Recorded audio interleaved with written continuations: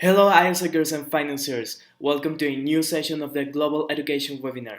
So, in this session, we are going to learn more about one topic, which is called risk management. So, are you ready?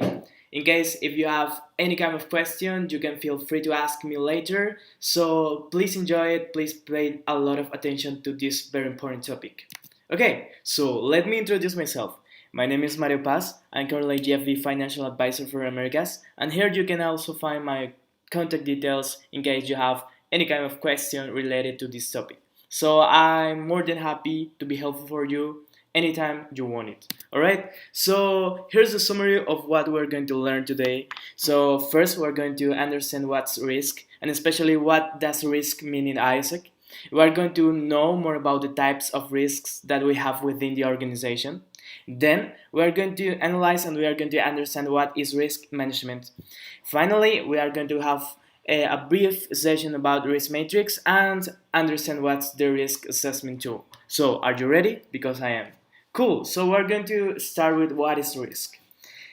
We live in a very big world, right? So, AIESEC operation is like all around the globe. We are present in more than 120 countries, which means that we really interact and we really have to understand what's happening around the world.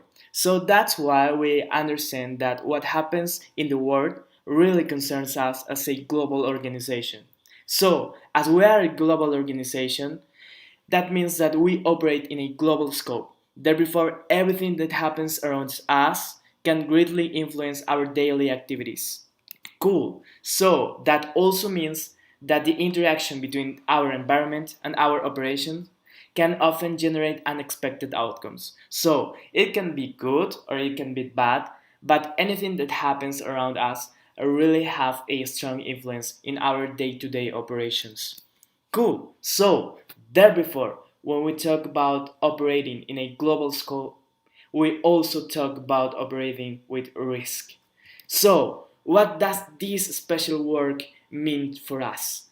Risk is the effect of uncertainty over objectives. That's the definition of the ISO 31000-209. Alright, so what does this particular thing here means? Actually, is a global regulation which is related strictly to risk management. Okay, so if we want to take a look and understand a little bit further about risk management, you can actually Google and maybe do your own research on this particular issue. Alright? Cool.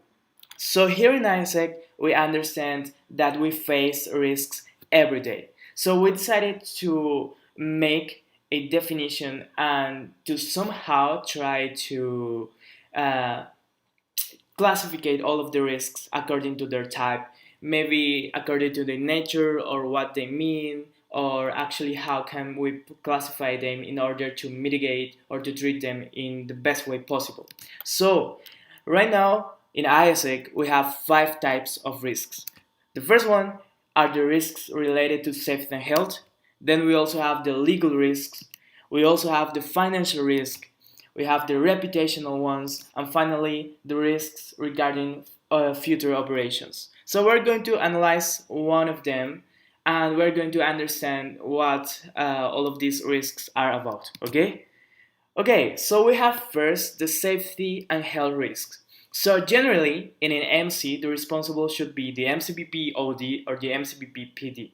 And the point of attention of this kind of risk is membership and exchange participants. Alright, so when we talk about safety and health risk, we're talking about health and insecurity problems at the location where the entity operates. We're going to talk about a differentiation between ongoing risks that are known and can be prevented, but also ongoing risks that are arise in the short term and are not preventable. Alright, so when we talk about safety, we talk if the country, for example, is operating in a safe environment, if the safety actions or if the MC has or LC in this case has a more structured safety plan. Alright, and if we talk about health, we are talking about the health environment of the country, of the locality where the entity operates, and all of the plans that you have to guarantee that all of your stakeholders can actually continue living the AIESEC experience in a healthy way. Cool.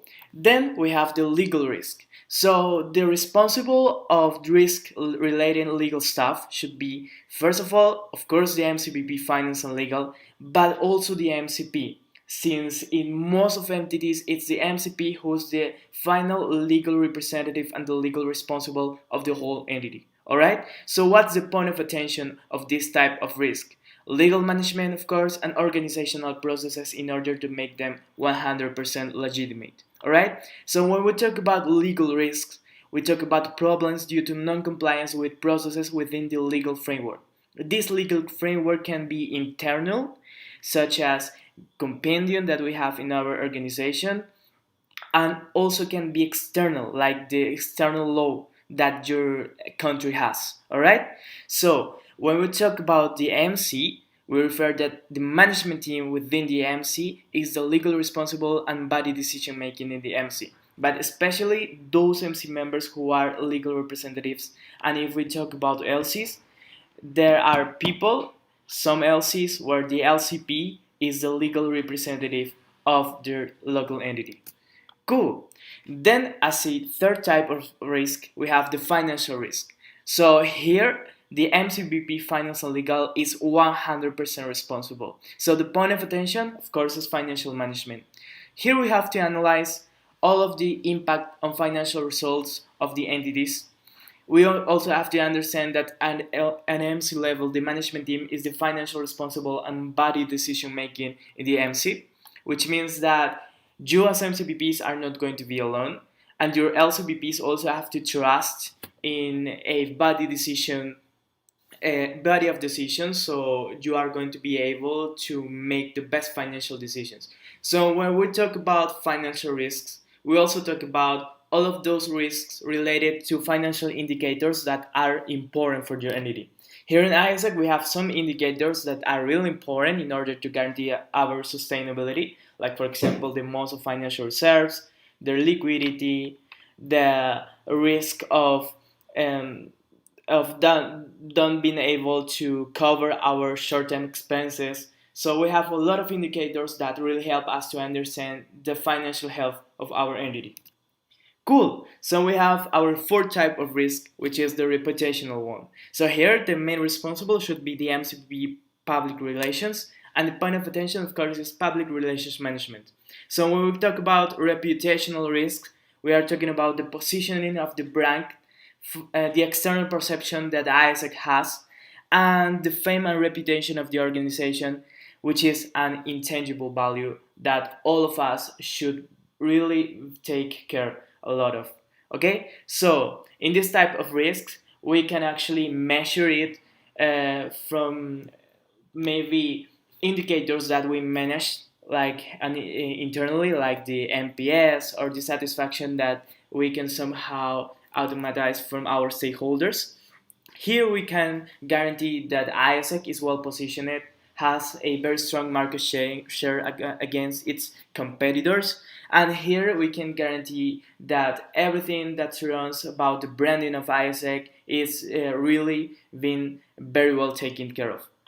Cool. And finally, we have our last type of risk, which is the ones related to future operations. So here, the responsible should be the MCPPOD or the LCP in a local scope. So the point of attention are the local entities and the expansion entities. So when we talk about future operations, we talk about how AIESEC is going to keep existing for the next years. Alright? So we talk also about the expansion of AIESEC in new territories, the organizational development, and something that is very, very important, which is the healthy growth.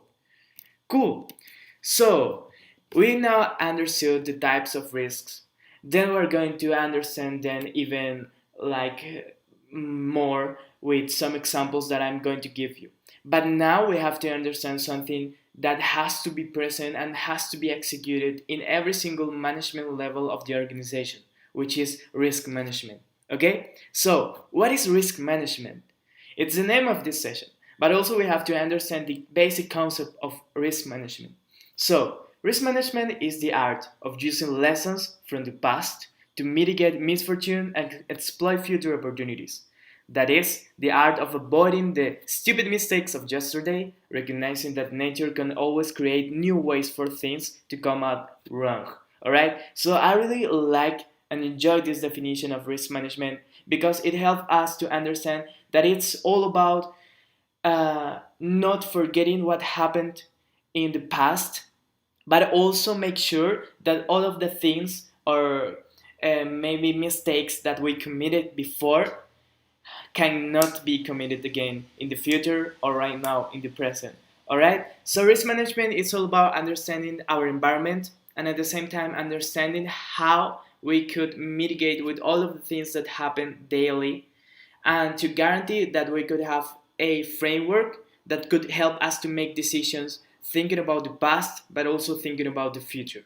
Cool. So this is basically the risk management process. This is the process that we are going to use among all of the entities, and somehow we're going to try to make them more standardized for all of the entities around the globe.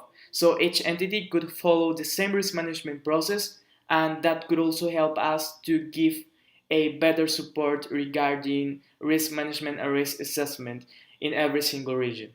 Cool. So risk management starts with establishing context. Okay. So what does it mean? This mean that first we have to understand what's going around us. Okay. So if we're talking about an LC or if we're talking about an MC, we have to understand what's happening outside our bubble. Okay. So from a financial, political, social point of view, what's happening there. Okay. So then after we have established the context, we have to finally identify the risk. Okay, so this part here, which is actually a rectangle, is part of the risk assessment, which you're going to learn a little bit more later. Okay, so now then after we know what's the context of the entity, we have to identify the risks. Okay, so those potential things that may have an impact, positive or negative, in our organization.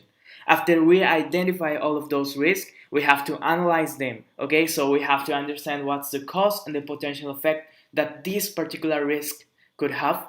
And finally, we are going to evaluate those risks. So evaluation means that we are going to assign them a number, which is going to let us understand like how likely that risk would be, and at the same time, what would be the potential effect, the level of effect that this risk could have.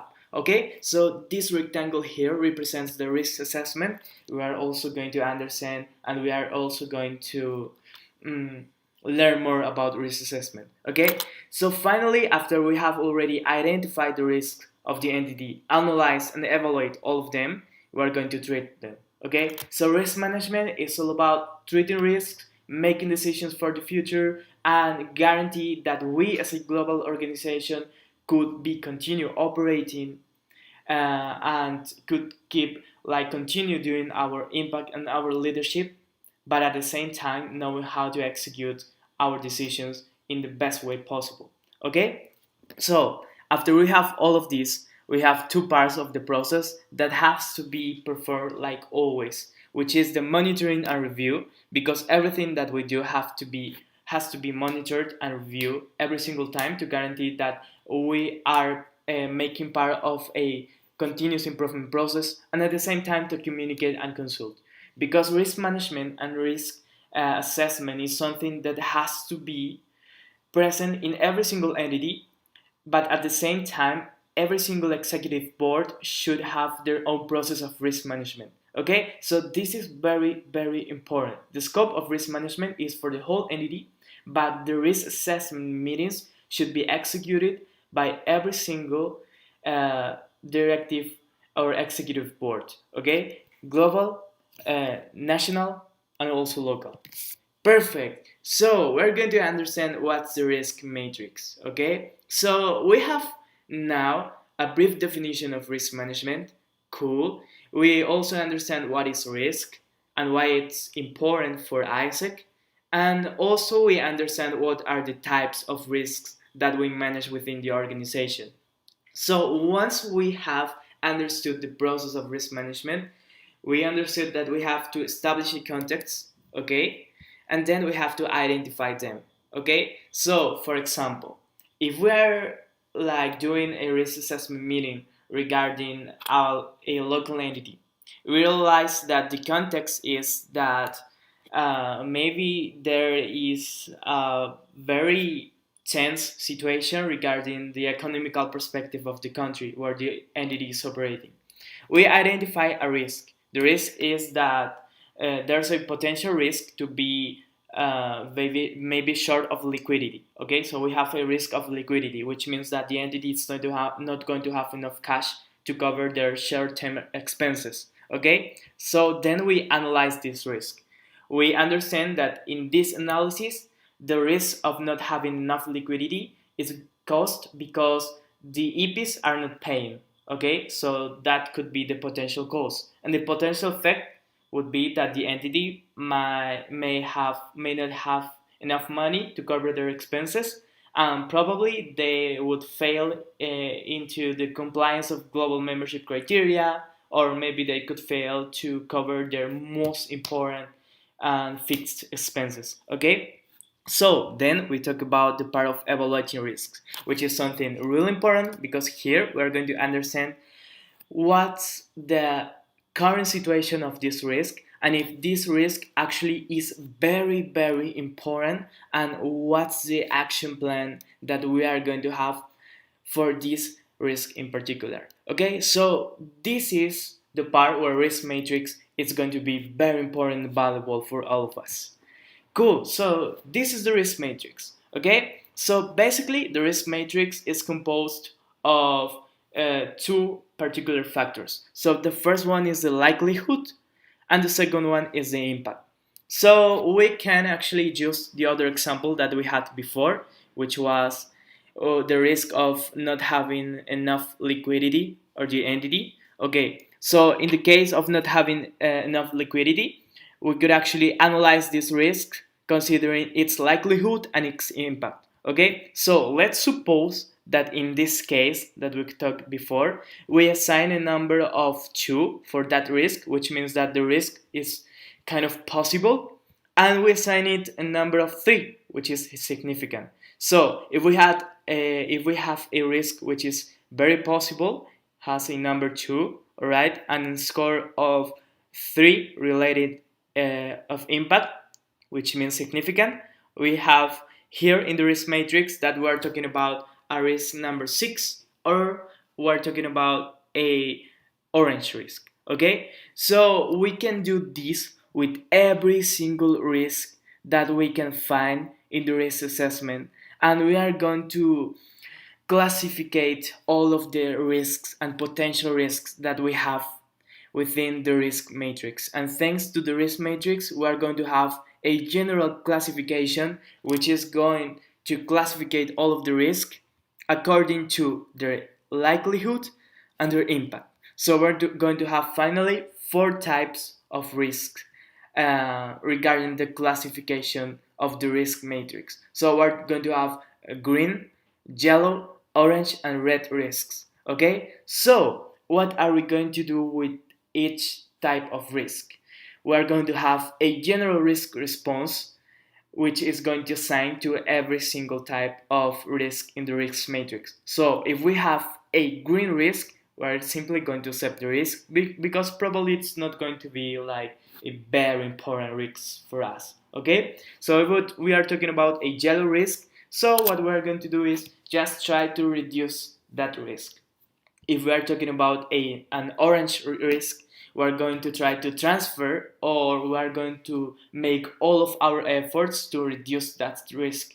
And finally, if we are talking about a red risk, which is like the worst case, because we're talking about a very frequent and a risk that could have a very significant impact, we are going to try and join efforts to evade the risk. Okay, so we're going to understand the risk matrix a little bit more, because we are going to learn how to use the very incredible tool that we have prepared for you. Okay, so this tool is called the risk assessment tool. So right now we're going to have a live session on how to use this very, very, very important tool for all of you. Okay, so when you have the output of this session, you're going to find a booklet which is going to help you to understand the usage of the risk assessment tool.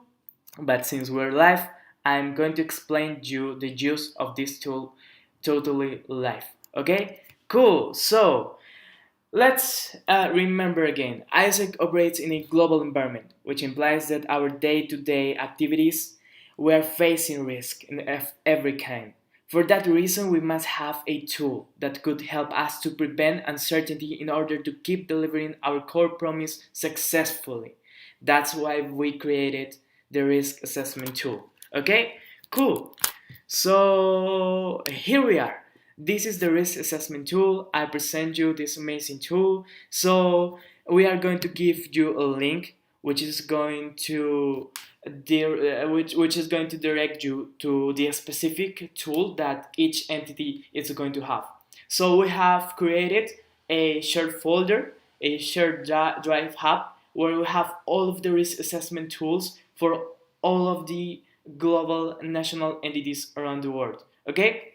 So once you have it, you're going to find this tool, which is an online drive, and it has seven parts. Okay, so the first one is actually the home. All right, so the home tab, we are going to find the risk types, which I already explained to you. According to AIESEC, we have these 5 risks, and we also are going to find the risk matrix. Okay, which we also now understand.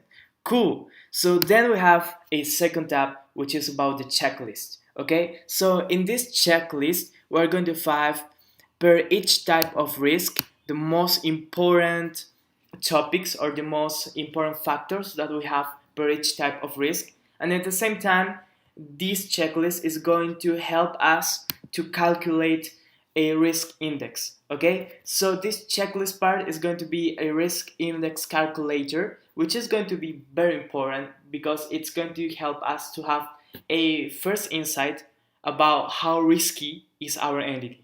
Okay, so you're going to feel free to fill this checklist according to the reality of your own according to your own reality and also the nature of your own entity. Okay, so here in the description we can find that each type of factor of the risk has their own qualification. Okay, so the description is that if we fill it with 1, we totally disagree with that sentence, and if we fill it with 5, we totally agree. Okay, so we're going to have like a brief maybe we're going to have a brief check of all of this. So we have, for example, the risk or the factors related to safety and health. So the first one says if the entity makes use of health insurance for all of the expenses regarding exchange and also MC. Okay, so if this item happens like 100% in your entity, of course you're going to put 5. Okay, but it this like doesn't happen at all, you're going to put 1. Okay, so it is like maybe 50% something happens, but half of my EPs or my MC members don't have like a health insurance, you're going to put it a 3. Okay, so you are going to do like the same for all of the items in every single risk type. So this is going to help us to calculate the specific risk index for your specific national or local entity. Okay, so we're going to review them like very fast, which are like the main items per each type of risk. So relating safety and health, the items are first, if the entity makes use of health insurance for all of the experiences relating exchange and also MC. Secondly, if the entity complies with international health and safety standards, which is very important also. Then we have if the entity has adequate measures for the protection of persons and property. If the country of the entity does not have relevant society problems, for example, natural disasters, wars, it was security problems, okay? And finally, if the country of the entity has no relevant health problems, for example, epidemics, okay?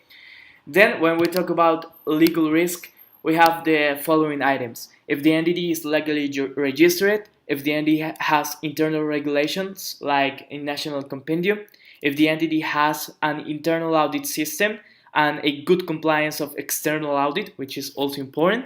If the entity has legal documents like agreements and contracts and mercantile like livelihoods or invoices for each operation, and if the entity's country has a favorable legal framework. Then we have the financial items, where we can find if the entity's financial model guarantees that every single exchange product is sustainable, if more than 80% of the entity's income comes from exchange products, if the entity has no debts or meets a payment schedule in order, like short or long term, if the entity has financial reserves or months of financial reserves that can cover more than 6 months of its costs, and finally, if the entity's country has an economic stability and a good financial system. Okay? Then we have the reputational items, which is about the NPS, which should be over 80%. If less than 100% of the entity's total exchange are ICV cases, if the entity has a strong long-term relationship with national strategic allies, if the entity has good relations with the public sector, and finally, if the entity has a relevant market share among its competitors. And finally, we have the future operations items, which are about if the entity has a long-term strategic plan, if the entity has an implemented audit growth model, if the entity has an organic growth of exchange, which in AIESEC it's 30% more than the previous term, if the entity has no local committees or expansions that have been closed since a year ago, and if the entity has a good leadership pipeline. So all of these items are related to future operations.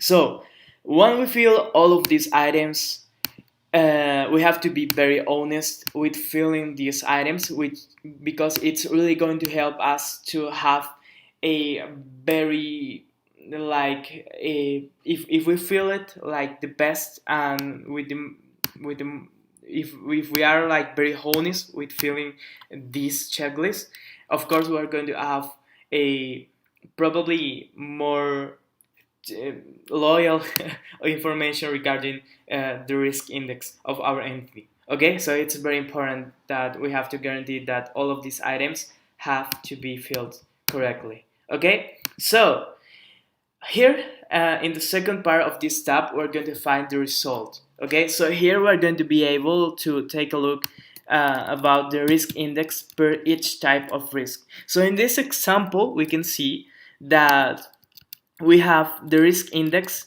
per of safety and health, legal, financial, reputational, and future operation risks. Okay, so in this particular case, we can see that the legal risks are like the most important here, because we have a risk index of 0.15, which means that is red. Okay, so probably we have more issues regarding legal management, legal framework of the national entities, and that's why the risk index is very, very, very low. Okay, and finally, we can also find like the global or in this case the national entity risk index, which is like the summatory of all of these individual risk index per type. Okay, so this is the general risk index of the entity, which is 0.52, which means that the entity actually is in a orange level.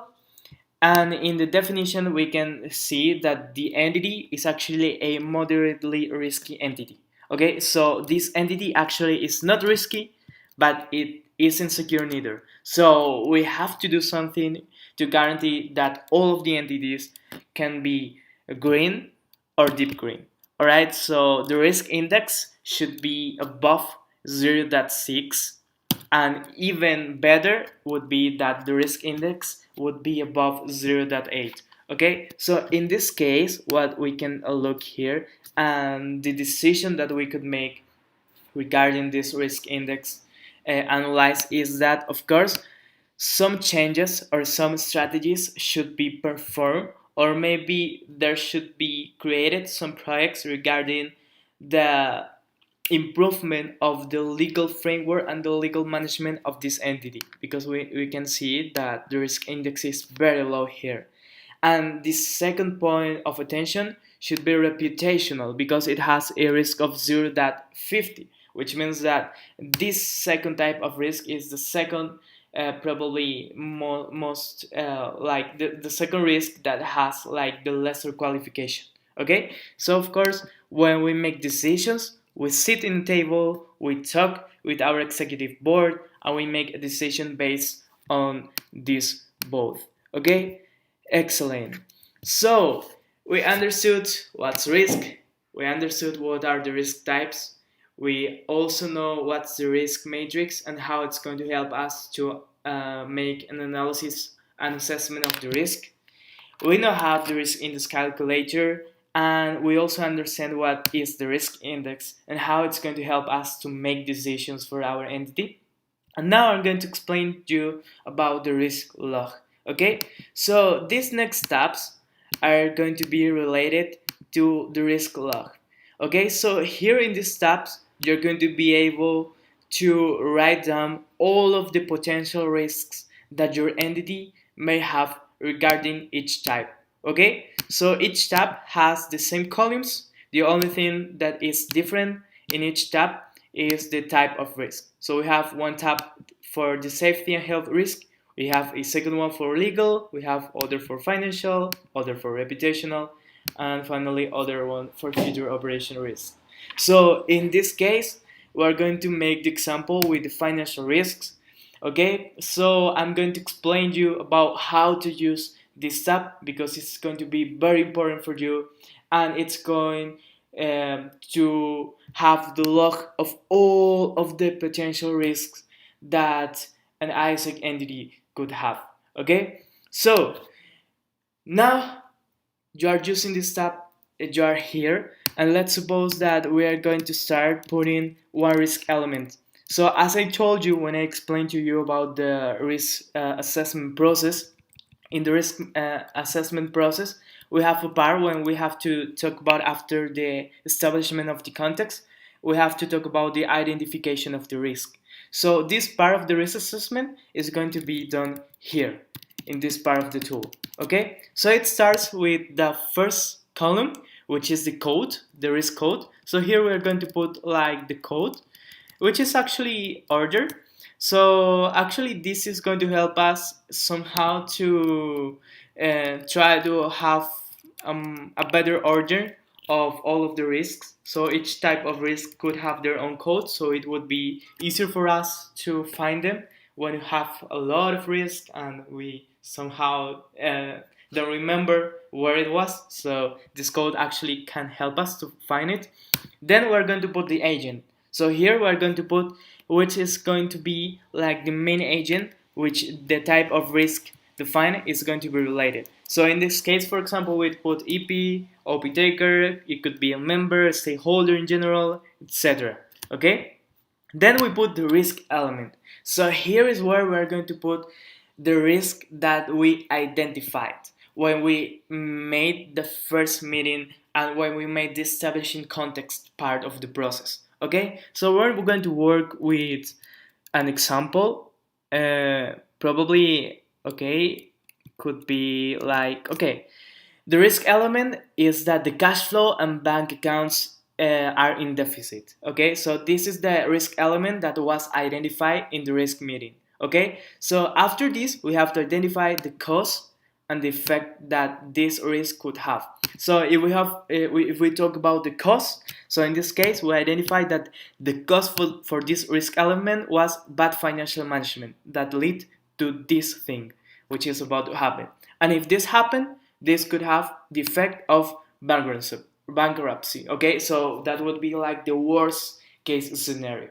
Okay, so after we have defined the risk element, the cause and the effect, we now can find here these three columns that are actually the risk matrix. Okay, so these three columns are the risk matrix that I already explained to you. So we can find the likelihood and the impact. Okay, so here we're going to put the numbers regarding the likelihood and the impact of this risk in particular, and then we have the final qualification, which is going to tell us if the risk is a green, yellow, orange, or red one. Okay, so the qualification is actually an automatic formula which is going to be calculated once we fill the likelihood and the impact columns. Okay, cool. So now we understand that this risk that we identify is an orange risk, which means that it's probably like in the middle in our classification of risk. Okay, so we have to define action measures. Okay, so this is very important. So these action measures are some like broad guidelines that we have to guarantee that has to happen in order to mitigate this particular risk. Okay, so in this example we put as action measures for the risk of the entity not having enough cash flow or the bank accounts in deficit, to first have a reserve fund for contingency plans, to look for alternative sources of income such as fundraising, crowdfunding, etc., to apply for a loan to another local committee or NC, to seek support for the alumni network, to establish austerity and link management policies, which is something else, and restructure the cash flow, reducing costs. Okay, so these are the action measures that actually were planned, were discussed in the executive board, and finally were put here, like the final action measures that should be taken in order to mitigate this kind of risk. Okay? And finally, in the last column, we assign a responsible, which means who should be the final responsible or the risk owner of this particular risk. Okay, so in this case, the responsible for this risk should be finance and legal. Okay, so the responsible financial legal, the LCBP finance or the MCBP finance should be the responsible to guarantee that risk element should be mitigated, reduced, should be abated, or any single thing. Okay, so as you can see here, this tool is going to help us to fill it with every single risk that the entity may have. So when the tool is like already filled with a relevant number or amount of risk, we are going to look that the entity probably is going to have many risks like orange, yellow, red ones. So what we're going to do after we have already planned and after we have already transcribed all of the potential risk is that we're going to put our attention into the red risk. Okay? Why? Because these red risks are the ones that somehow we should try to make them orange, we should try to make them yellow maybe, but of course we have to evade them and we have to guarantee that these risks somehow could disappear, or like maybe the effects of this risk couldn't be like as bad as they could be like in that particular point of time. Okay, so for example we have one other example, and this one is a red risk, which is about IGV sustainability. Okay, so what could be the cause of IGV sustainability? We could find a lot of causes, but more than anything is bad financial management, and the effect could be insufficient funds to cover operative costs. Okay, so in this example, the likelihood and the impact are both 3, which means that we're talking about a red risk. Okay, so we develop action measures for this risk. We assign a responsible for this particular risk. So this responsible should be responsible and accountable that all of these action measures could be executed. And when we have our next risk assessment meeting, maybe if all of the action measures have been executed and implemented correctly, now the likelihood could somehow be reduced, and the final qualification also could be reduced. So that's what we should do.